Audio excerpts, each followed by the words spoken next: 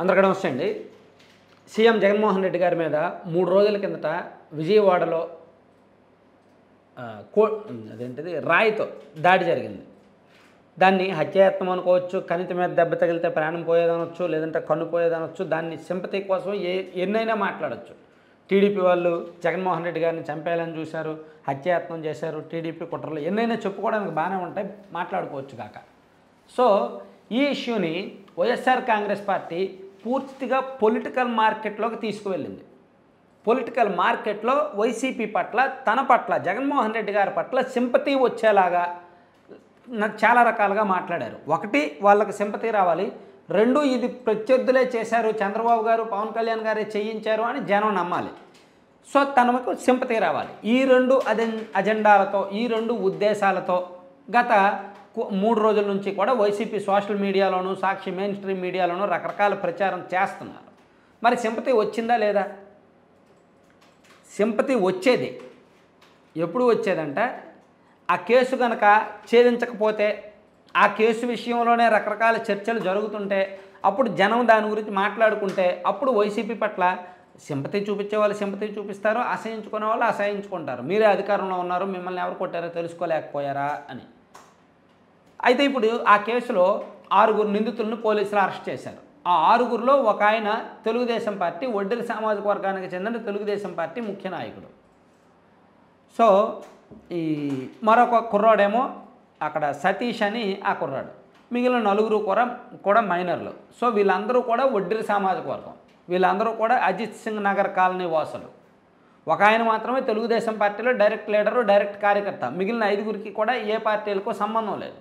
So ఈయన వాళ్ళకి చెప్పి వాళ్ళ చేత చేయించాడు అనేది పోలీసుల అనుమానం. చేసిన వాళ్ళు ఎవరు అనేది పోలీసుల దగ్గర కెమెరా ఫుటేజ్లు అవి ఉన్నాయంట. సో ఎవరు చేశారు అనేది తెలుసుకున్నారు.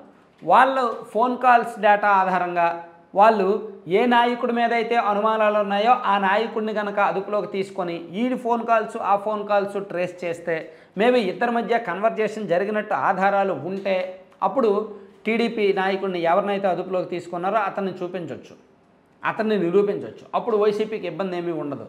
కానీ ఒకవేళ నిరూపించలేని పక్షంలో, ఇది కూడా నిజంగానే జానపల్లి శ్రీనివాస్ని ఎలాగైతే, కోడికత్తి శ్రీనుని ఎలాగైతే 5 ఏళ్ల పాటు జైల్లో పెట్టారో అనుమానాస్పదంగా, ఇతన్ని కూడా, ఈ సతీష్ అనే కుర్రాడిని కూడా జైల్లో పెడితే, ఏమీ తేల్చకుండా, ప్రజలకు ఏమీ క్లారిటీ రాకుండా అతన్ని కూడా జైల్లో పెడితే ఖచ్చితంగా వైసీపీకి ఇబ్బంది. వైఎస్ఆర్ కాంగ్రెస్ పార్టీని జనం తిట్టుకుంటారు. పైగా అతను వేరే సామాజిక వర్గం కాదు, బీసీ సామాజిక వర్గం, ఒడ్డెర కమ్యూనిటీ. ఒడ్డెర కమ్యూనిటీలో ఎంతో కొంత వైసీపీ పట్ల ఫేవర్ ఉంది రాష్ట్ర వ్యాప్తంగా కూడా. చంద్రబాబు నాయుడు గారిని సీట్ అడిగినా సరే మాకు ఇవ్వలేదు, ఒక సీట్ అడిగినా ఆయన అవమానకరంగా మాట్లాడారు.